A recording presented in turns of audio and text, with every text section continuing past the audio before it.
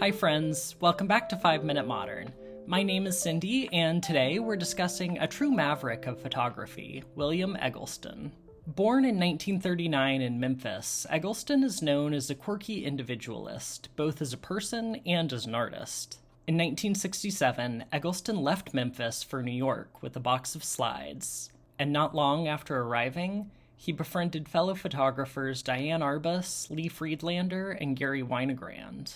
Arbus, Friedlander, and Winogrand were fresh off the success of their group show at MoMA, 1967's New Documents. It's now regarded as one of the most important photography shows of all time, and a turning point for the medium. As curator John Szarkowski noted, this new generation of photographers turned away from the social reform efforts that had defined the work of photographers like Walker Evans and Dorothy Lang, and instead focused on personal understanding of the world around them, probing into it in search of its true nature. Like the New Documents photographers, Eggleston was interested in breaking with the traditions of photography to pursue new ways of understanding, but in some ways his work was even more radical. Unlike Arbus, Friedlander, and Winogrand, Eggleston printed his photos in color. It may be difficult to understand just how radical Eggleston's decision was from the viewpoint of our present day, when color work has long been a mainstay of fine art photography. But at the time of Eggleston's first show, it was almost unthinkable. Fine art photography had been conducted in black and white since its inception. Obviously, the earliest photographers hadn't yet developed color printing methods, but by the 1960s, even as color printing methods were widely available, fine art photographers still clung stubbornly to black and white.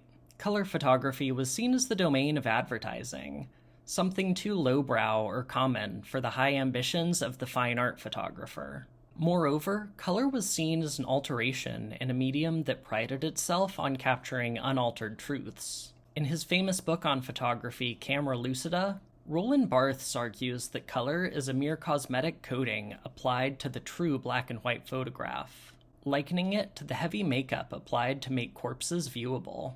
And in fairness to Barthes, Eggleston's color printing process does more or less align with that description. Eggleston used a color printing process called dye transfer, in which 3 layers of dye in cyan, magenta, and yellow were painstakingly aligned by hand over the photographic emulsion.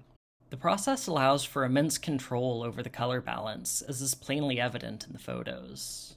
And it's here that I differ with Barthes. Even though the color was applied later to the originally black and white emulsion, I don't read it as a cosmetic, or even as something separate from the original photo. On the contrary, at least in Eggleston's work, the color seems inextricably bound into the image, making each photo feel truly alive.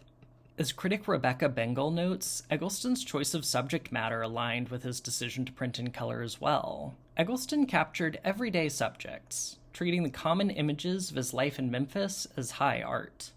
Disregarding the same highbrow photography rules that privileged black and white photography over color, Eggleston claimed that he shot democratically, treating every subject as equal in the camera's lens. Eggleston's work was featured in a 1976 solo show at the Museum of Modern Art in New York. It's now regarded as a watershed exhibition, much like 1967's New Documents, but at the time it was critically panned for being too banal. In a characteristic move, Eggleston gave the exhibition publication an unassuming title, William Eggleston's Guide. The book was initially mistaken as a kind of travelogue for Eggleston's native Tennessee, a misapprehension quickly undone by the banal nature of Eggleston's subjects. However, the book does serve as something of a guide for Eggleston's democratic gaze. Consider, for example, the cover image, one of Eggleston's most defining photographs, which features a tricycle foregrounded so as to appear to dwarf the car and home in the photo's distance. It's a perfect distillation of Eggleston's work, in which the lowest object is monumentalized, treated as seriously and as beautifully as anything else. I really love Eggleston's photography. First, for its brilliant introduction of color, which remains more vibrant in Eggleston's work decades later than it appears in many of the latest photos taken today with the advantage of digital technology. But I think the greatest magic in Eggleston's work lies in his ability to look low where everyone else looks high. to find an inimitable beauty in the most ordinary things. Thanks so much for joining me on this one. As always, I hope you enjoyed the video and I hope you learned something new. Please remember to like and subscribe, and I'll see you in the next one. Bye.